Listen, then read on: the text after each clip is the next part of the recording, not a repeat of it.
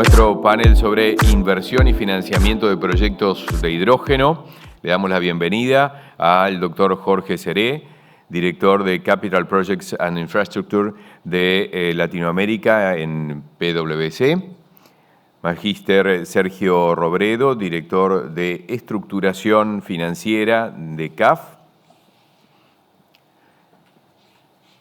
Al ingeniero Esteban Huaguy, Senior Vice President de DNB, y nos quedamos también con Dirk Niemeyer, Lead for Clean Hydrogen Solutions Director de PwC. Modera este panel Jorge Seré, así que ya vas a tener en pantalla a nuestros invitados virtuales. Adelante. Gracias. Ahí se me escucha bien. Dirk, I will give the short intro in English and then we will switch to Spanish. Maybe it will be easier for the audience here. So basically, you know Dirk, he's a director on PwC Germany. He's leading our clean hydrogen strategy in Germany. He will give a presentation now, 10 minutes, about specific structuring of projects. What are we doing currently in Europe and globally in specific projects? And we'll give some perspectives about how can Uruguay develop green hydro projects. And then we'll come here with Esteban. Sergio is in Spain about the specifically financing of green hydro projects. So I go to you, Dirk, and then we open the discussion here. Thank you. Thanks, Jorge. And starting to share my window, my presentation.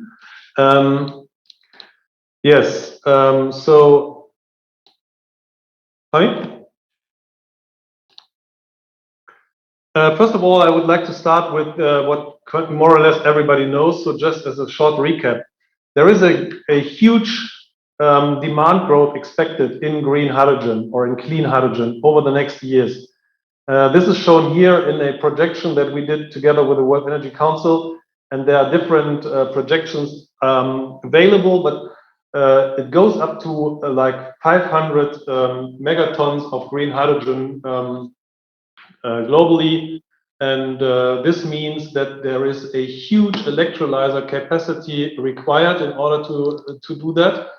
And also it means that there is additionally huge renewable power capacity required to enable that. Then if we think about, if we think about where this hydrogen should go to, then there are different possible applications. And there are some applications where green hydrogen or clean hydrogen is unreplaceable. That are the ones on the top line, swim lane here. And there are others where other energy vectors are possible and comparably efficient. And there are a third group of applications where there are better alternatives to hydrogen. But nevertheless, if you look at the top ones, then you see that in industry, steel, chemicals, refineries, that what we just heard is one of the areas where hydrogen will come into play. Long-haul aviation, maritime shipping, probably also heavy-duty commercial trucks. There is still kind of a discussion between battery and hydrogen trucks, at least in Europe that's the case. And then you see others that might come a bit later, like long-term energy storage, if you want to switch energy production to a complete carbon-free system, or for buildings and heat production, high temperature share of heat and replacement of gas in areas where electrical heat systems like heat pumps are not working. Now, what's happening in Europe and in Germany especially, and what I would like to talk a bit about is there are a lot of projects, and this is just, a very, very small representation of projects that are happening over here at in our region.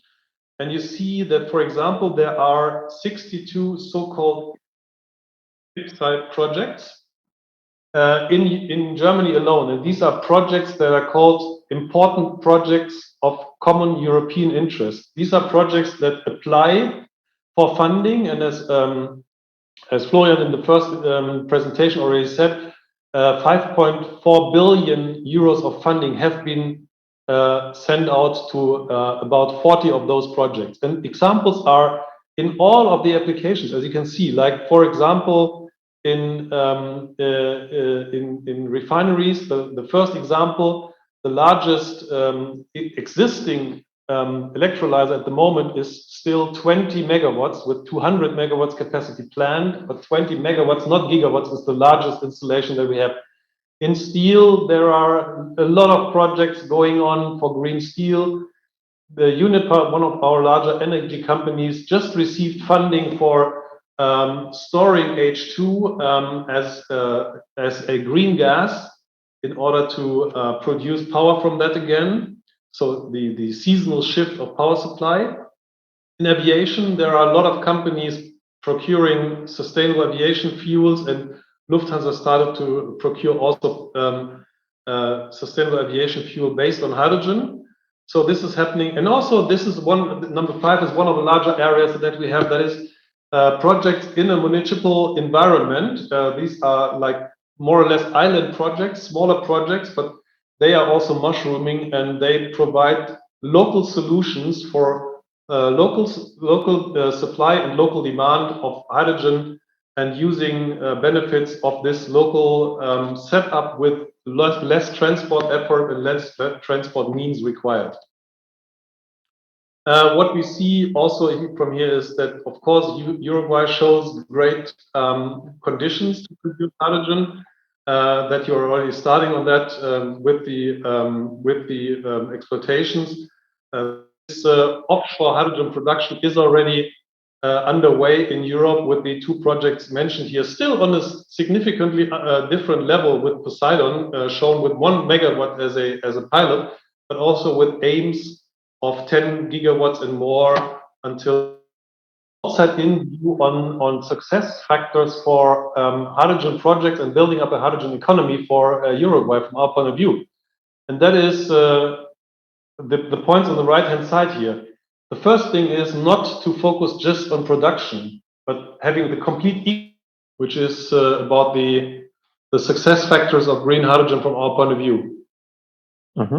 Okay, so what we see is, as I said, and I'm coming to this in a bit more detail in a minute, ecosystem to decide early on whether local or global production is aimed at forming of consortia, setting up finance instruments and support schemes, which are necessary, and also to define public-private investment models to sustainably and to systematically build the hydrogen economy.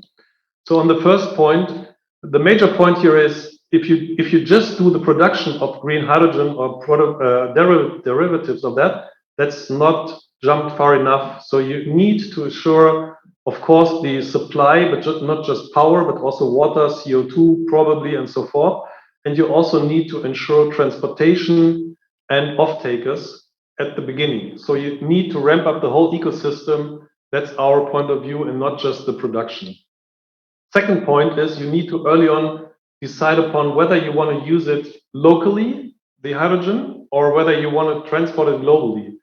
And if you do it locally, you of course have a larger freedom of the products, because you can use hydrogen directly via pipelines or via other transportation means. But you need to face probably demand issues as long as the hydrogen is not economically viable at the moment, and there is no subsidy schemes and no support schemes.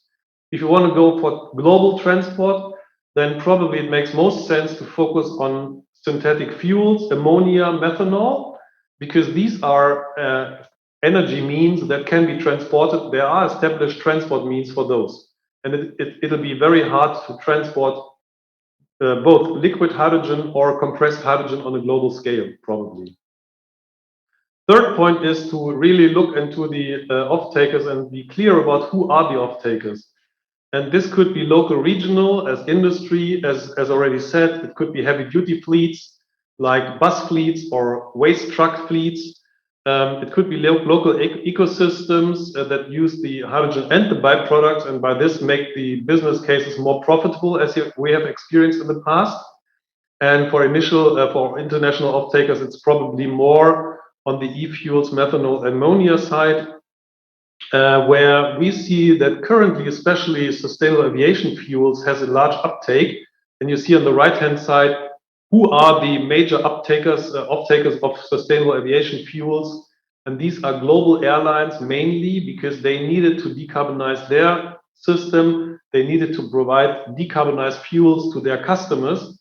And the same might become true for ammonia that could be used for, as said, for fertilizers, but also as a ship fuel. And there are also associations like a German Hydrogen Association that can be utilized by you in order to find off-takers and liaise with them. So off-takers as a large important thing.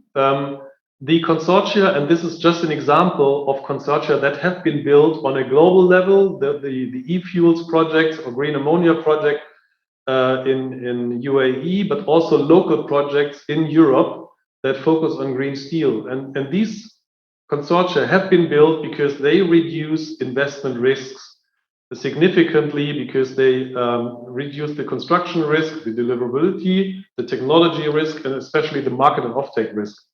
So our clear recommendation is to form consortia as already done, for example, in Chile with this one, but others as well, and not do it on your own. For the financing part, the important thing is to distinguish between financing and funding. And financing means that someone gives you money in order to get money back. So it must be profitable for them to finance something. And this financing will be done more in equity in the beginning of a project and more in debt at the end. But you also need typically, and this is the European experience, funding for that. So you need probably CapEx funding because the investment is too high at the moment with the current cost of systems. And there are in Europe, for example, Hy2Tech and the fuel cell and hydrogen joint undertaking who are awarding funding, as said, the 5.4 billion at the moment. And there's also OPEX funding planned and partly available. I will talk about the Hint company on the following page. And thirdly, there are some institutes like the KfW, the Credit Institute of Reconstruction, that are offering sureties for projects that are not financeable at the moment under normal conditions because they are not insurable and therefore no normal debt will finance them. Talking about the HINTCO, this is a means, this is something like a public-private partnership company that has been set up in Germany to foster hydrogen import from a German point of view. And they bring together producers on the one hand side and off-takers on the other hand side. They form a competition on the producer side and ask producers for their best prices, and then they enter into long-term contracts with the producers. And on the other hand side, they ask off-takers for their best prices, and they enter into contracts with the off-takers. And they enter into long-term contracts with the producers, 10 years, and they enter into short-term contracts with the off-takers. So they take the intermediate risk and become something like a market maker. And there's also a scheme set up to compensate price differences like the contracts for difference. So this is one of the interesting instruments that is set up to support hydrogen investments and ensure that also in Germany and Europe, we will receive low-cost hydrogen and the producers can rely on stable conditions and investment certainty. So in summary, 6 cornerstones that I would like to emphasize from our experience that we see: focus on ecosystems, not on just on production. Decide early on whether you want to supply locally or overseas. Form consortia, integrate your customers, integrate technology and all the others that you need to make it successful. Build a financing, but also a funding system that supports initial projects that are probably not in the money at the moment. Use public-private investment models, and then the last point, also meet the point of destination taxonomy criteria. If you produce green hydrogen that is green according to your rules, this is good for local usage, but if you want to export it, you need to meet of course, the point of destination taxonomy criteria and certification criteria. That's it from my side. Over and back to you, Jorge. Sorry for the interruption in between. Don't know what happened, probably technical issues. Thank you, Dirk.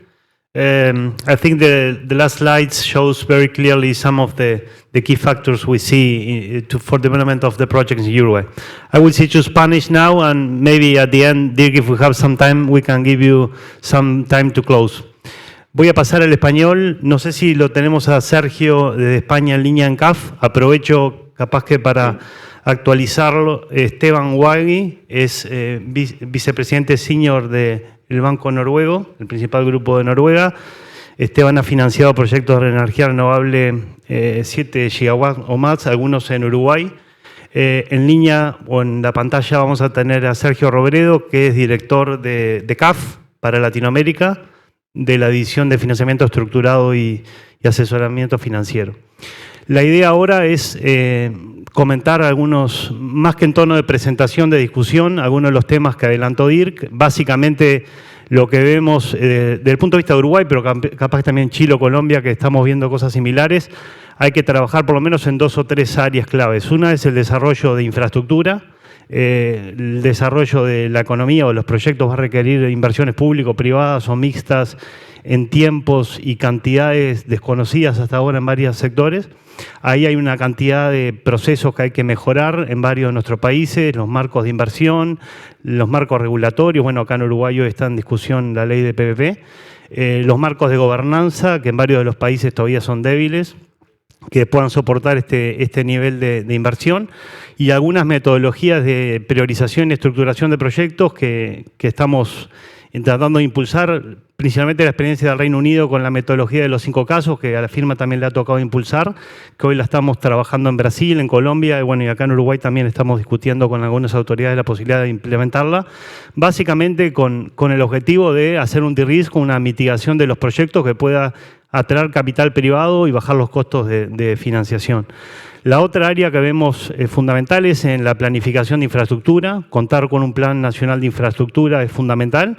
Acá va a haber un esfuerzo de coordinación de inversiones público y privadas que sin un plan puede generar grandes ineficiencias y demoras, como hemos visto en otros países. Y el último punto, que es un poco el foco que va a tener el panel ahora, es la financiación. Y acá hay una cantidad de aspectos que hoy en el mundo se están repensando desde el punto de vista de financiación sustentable o mecanismos innovadores de financiación. Ahí tenemos desde reciclaje de activos, blended finance, y el rol de los multilaterales y de bancos como DNB es fundamental, como catalizadores de inversión, como generadores de confianza y apalancamiento de otros fondos que vienen atrás. En el nivel de complejidad y early stage que está en nuestros proyectos, creo que Dirk lo ponía por ahí, riesgo de tecnología es altísimo, riesgo de construcción, y capaz que el principal en nuestros mercados es el off-taker o de mercado, contar con contratos sólidos de off-takers compradores. Todos estos puntos son un poco los que vamos a ver ahora la visión desde el lado de los financiadores, cuáles son las preocupaciones que tienen, qué alternativas estamos pensando, discutiendo que puedan acelerar el proceso. Si querés, Esteban, empiezo contigo. ¿Cuál es la visión hoy del banco para la región, para Uruguay, para Chile? Bueno, la visión del banco es bastante en línea con lo que ya se ha comentado. Lo primero es que esto es una industria bastante joven todavía, donde hay mucha incertidumbre y donde entran a jugar distintos tipos de instituciones.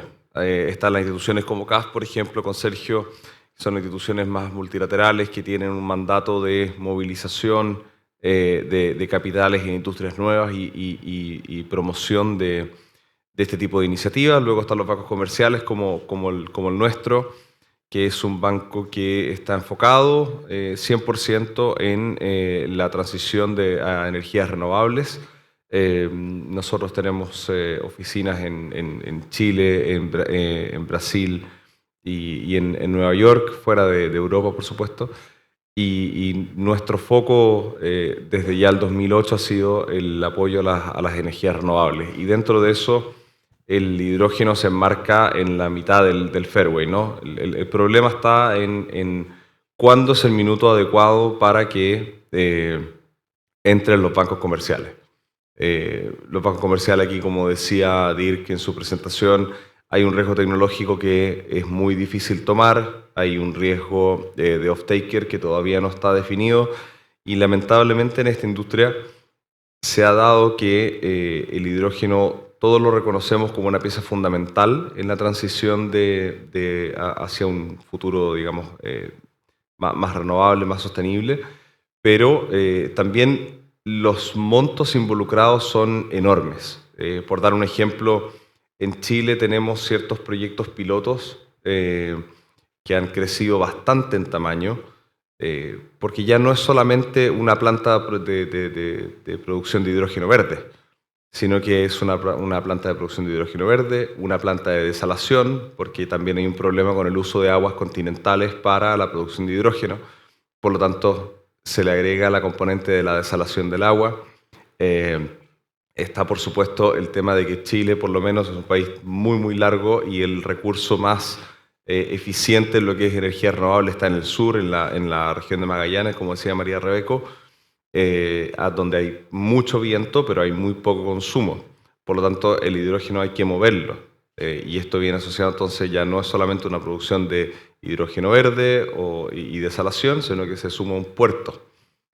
Por lo tanto, estos proyectos van inflándose en tamaño hasta un punto en que es una enorme cantidad de capital que se requiere y las estructuras contractuales que tienen que existir en la compra del output de esos proyectos tiene que ser bastante robusta antes de que la banca más tradicional, por así decirlo, se meta ya de lleno.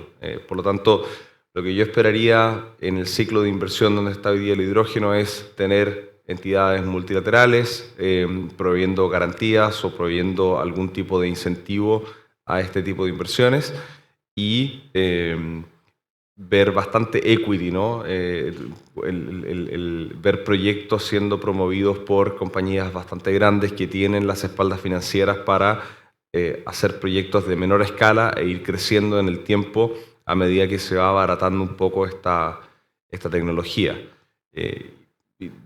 Por supuesto que la principal interrogante ahí es cuándo invertir, ¿no? Hoy día es un ciclo bastante early stage, por lo tanto se depende mucho de una regulación que todavía está insípida en la mayoría de los países, que se está trabajando con mucha celeridad, pero que todavía falta bastante por definir.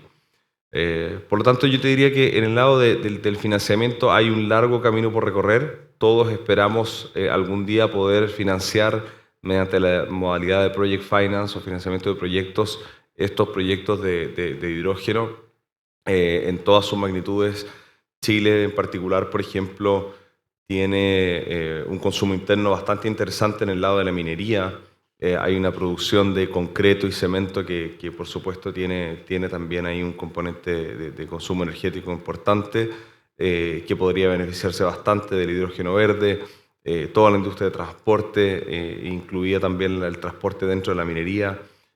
Todas estas son interrogantes que tenemos que ir resolviendo en el tiempo y donde está la mayor potencialidad obviamente de Chile es tenemos un recurso eólico bastante bueno en el sur de Chile, con factores de planta muy altos. Tenemos una irradiación solar, probablemente una de las más altas del mundo, en el desierto de Atacama. Por lo tanto, tenemos las fundaciones para impulsar esta industria, pero hay que resolver muchas problemáticas y dentro de esa el rol de los gobiernos, la regulación, el acceso al financiamiento y, por supuesto, quién de última va a ser el beneficiario o el off-taker de este tan preciado bien que hoy día llamamos hidrógeno verde, ¿no? Bien, gracias.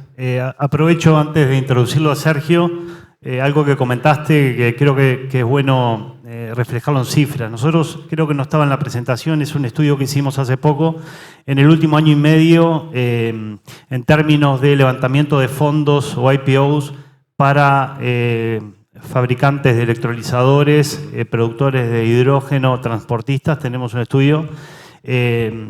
Básicamente a través de IPOs en el Reino Unido, en Alemania, el mercado está respondiendo fuertemente en inversión a este tipo de empresas que van a asumir el riesgo. Eso está en camino. El último tema, y ya aprovecho a introducirlo a Sergio, que tú lo comentabas, Esteban, en el radar de players financieros. En una punta está CAF o BID, en la otra punta hay Venture Capital o Private Equity, fondos de infraestructura, bancos comerciales, bancos de desarrollo. Bueno, en esa gran escala cada uno tiene su apetito de riesgo, su expectativa de retorno. En un nivel tan primario como está, obviamente CAF, Banco Mundial están jugando un rol fundamental. Así que bueno, esperamos atentamente ver la visión de Sergio sobre el tema. Gracias. De paso, Sergio, creo que la pregunta es general, un poco lo que le preguntamos a Esteban. ¿Cómo está viendo desde CAF este proceso? ¿Qué preocupaciones tienen? Y después al final hago una ronda final para temas más puntuales. Gracias, Sergio. Gracias. Muchas gracias, Jorge, por la pregunta. Saludos cordiales para toda la audiencia que hoy nos acompaña y para mi compañero Esteban. Bueno, nuestra experiencia desde la vicepresidencia del sector privado de CAF, Banco de Desarrollo de América Latina, nos lleva a diferenciar, tal como también se ha mencionado en el anterior panel, entre proyectos grandes de generación de hidrógeno verde enfocados a la exportación y proyectos más pequeños centrados en atender la demanda de hidrógeno verde de los mercados locales. Pensamos que Chile, Brasil y Uruguay, pues también se ha mencionado, están posicionados para convertirse en los primeros exportadores de América Latina, seguidos por Colombia en el mediano plazo y Perú en el largo plazo. México hemos visto también que tiene una oportunidad de convertirse en un exportador hacia Estados Unidos, además de atender esa demanda local. En CAF estamos interesados tanto en los proyectos grandes de exportación como en los pequeños, enfocados más en la demanda local, aunque quizás por tamaño estamos más o podemos resolver más fácilmente en los segundos que en los primeros, ¿no? Que tienen un CAPEX de muchos cientos de millones.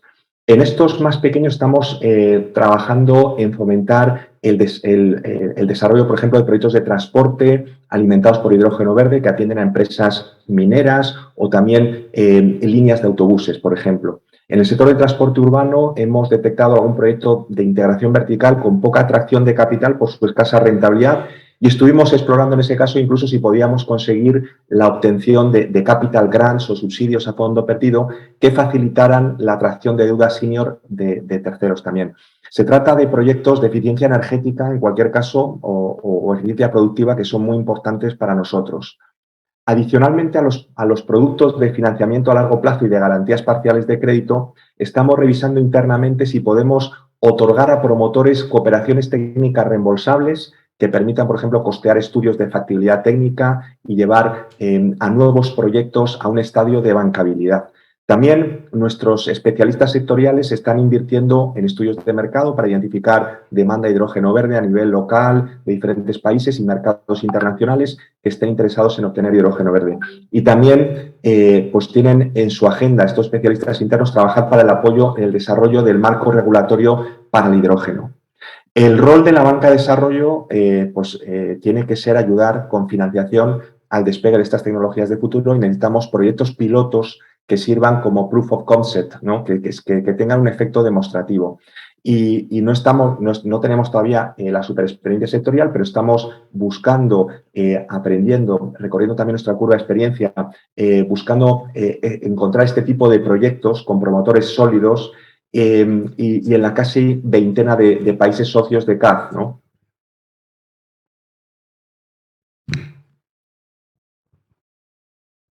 Sergio, gracias. Un poco en línea con lo que estás comentando, creo que dijiste muchas cosas rápido que merecen cada una, tal vez un ámbito, seguramente lo vamos a tener en estas próximas semanas y meses, porque bueno, hay temas que comentabas, los estudios para analizar bancabilidad de proyectos. Bueno, vemos una cantidad de proyectos en la región que están en diferentes fases, creo que todos esos instrumentos van a ser valiosos. Capaz que, volviendo a Esteban, para cerrar la visión desde el banco, ¿cómo ven en términos del momento de la región, de Uruguay, de Chile, desde el punto de vista del banco, es el momento adecuado? ¿Qué visión tienen desde ese punto de vista? No, definitivamente estamos en un momento ideal para hacer los cambios que se necesitan. Creo que el desarrollo de las energías renovables en nuestros países dentro de Latinoamérica ha sido bastante explosivo. Uruguay fue bastante pionero en establecer su sistema de PPAs para toda la promoción de los eólicos y posteriormente con los solares, con muy buenos PPAs por parte UTE, y la verdad es que ahora ya tienen una red, una matriz energética bastante descarbonizada, una matriz energética muy renovable, que va a dar un buen paso y una buena fundación para tener acceso al desarrollo de proyectos de hidrógeno verde, ¿no? En Chile es un poco lo mismo. En Chile estamos cada vez construyendo más. Hay un proyecto de descarbonización de la matriz al 2040 o al 2045 en realidad, donde ya han salido bastante generación a carbón, que era nuestra principal fuente de energía hasta hace unos años. El gas está siendo cada vez menos relevante. Es cada vez más difícil desde un punto de vista medioambiental y social desarrollar estos proyectos de gas. Por lo tanto, las renovables son el camino a seguir. Y dentro de eso, el hidrógeno juega un rol fundamental en lo que es la flexibilidad de la matriz energética. Y ahí es donde nosotros creemos que está el real valor del hidrógeno. Nosotros tenemos que buscar una flexibilidad de las matrices energéticas, tenemos que buscar estabilidad y tenemos que buscar la manera de almacenar energía de forma eficiente y en lo que es, en lo que es proveeduría de flexibilidad. El hidrógeno está 100% al centro de la estrategia. Por lo tanto, en Chile vamos a ver un continuo desarrollo de energías renovables, un continuo desarrollo de estos proyectos pilotos que van a ir de la mano con destrabar las inversiones, como tú bien decías, de estos IPO, estos venture capital, que al final, como te decía anteriormente, el equity es fundamental en este early stage de la industria, y los bancos comerciales, por supuesto, a medida que vayamos teniendo una tecnología más madura, por ejemplo, en lo que es electrolizadoras, a medida que vayamos teniendo acceso a un mercado de seguros, como mencionaba Dirk anteriormente, en la medida que vayamos teniendo o probando fórmulas que terminen siendo exitosas, los bancos comerciales estamos y estaremos ahí, ¿no? En Noruega particularmente es un país que ya tiene sus primeras incursiones en el hidrógeno verde, tiene proyectos muy ambiciosos también de Carbon Capture and Storage. Por lo tanto, está en nuestro ADN, en el caso de DNB, apoyar este tipo de industrias, ser dentro de los primeros en apoyarla. Y bueno, la verdad es que no podemos esperar a que esto ya sea un mercado desarrollado con players como nuestros clientes, por ejemplo, que vemos continuamente cómo empiezan a migrar desde solo promotores de energías renovables a hoy día estar metidos en todo tipo de iniciativas en el hidrógeno verde, ¿no? Por lo tanto, sí, yo creo que este es el momento ideal para ver un vertimiento de capital importante en esta industria y ver cómo podemos desarrollarla aún más y darle la profundidad que esta necesita, ¿no? Gracias. Sergio, a ver, una participación final acá. Estamos pasados de tiempo, pero creo que por lo menos vale del lado de CAF, temas que hemos discutido, especialmente en términos de la visión de los riesgos más importantes, ya en términos de proyectos desde el lado de CAF. ¿Algún comentario sobre eso que pueda ser valioso para tener en cuenta para los desarrolladores e inversores? ¿Cómo están viendo en términos de los principales riesgos a considerar? Hablamos de tecnología, de construcción, de offtake. Un comentario sobre eso y cerramos. Claro que sí, Jorge. Mira, por una parte, el hidrógeno obtenido por la electrólisis del agua utilizando energía fotovoltaica es una tecnología que está aprobada. Sin embargo, existe todavía un green premium por utilizar hidrógeno verde en sus aplicaciones. Y existen, como bien dice, riesgos tecnológicos, regulatorios y de demanda por el nivel de desarrollo del mercado. Ya he hablado de nuestro interés de trabajar con off-takers sólidos para cubrir el riesgo de demanda y de los esfuerzos de CAF en el apoyo de marcos regulatorios para el hidrógeno verde, ya que todavía existen brechas regulatorias que dificultan el avance del hidrógeno. Sin embargo, pues hay efectivamente distintos riesgos percibidos, siendo los más importantes, por ejemplo, el alto coste de los electrolizadores, que impactan el coste total del proyecto y se esperan disminuciones en el futuro.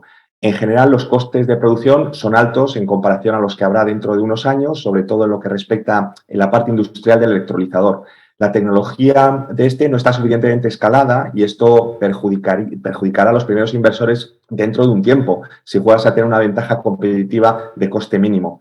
Como falta todavía recorrer esa curva de reducción de costes, desde CAF estamos buscando que los proyectos tengan al menos un buen off-taker donde pues, porque al final nos estamos enfrentando a un mercado que no está maduro y por tanto nuestra tolerancia al riesgo de demanda pues, es más limitada, ¿no? Otro riesgo percibido es, claro, la novedad de la industria, ¿no? Que hemos observado que impacta en el costo de la deuda y aumenta la percepción de riesgos. Podríamos mencionar también la incertidumbre del rendimiento técnico, por ejemplo, llevando quizás el hidrógeno a amoníaco y después a hidrógeno de vuelta, ¿no? Que afecta quizás al nivel de garantía de desempeño, implica mayores riesgos. También, particularmente para algunos países nuestros de Latinoamérica Latina, destacaría el alto coste de la infraestructura de transporte y logística, que en estos momentos se encuentra menos desarrollada que en centros logísticos de Europa y de Asia, ¿no? Aquí, en Latinoamérica, los bancos multilaterales pueden ayudar no solo en su financiamiento, sino con sus estudios y cooperaciones técnicas, como decía antes, identificando hojas de ruta para la cadena logística y infraestructura. Y, bueno, se está desarrollando el almacenamiento y transporte, pues bien sea en estado gaseoso, comprimido o líquido, dependiendo del volumen que se quiera mover, pero todavía pues, hay un largo camino por recorrer, ¿no? Y finalmente, porque sé que estamos ya cortos de tiempo, destacaría pues, la escasez de personal especializado localmente, ¿no? Para construir, operar y mantener en nuestros países estos activos y, bueno, esto afecta a la capacidad de los proyectos y costes operativos, ¿no? Bien, gracias Sergio.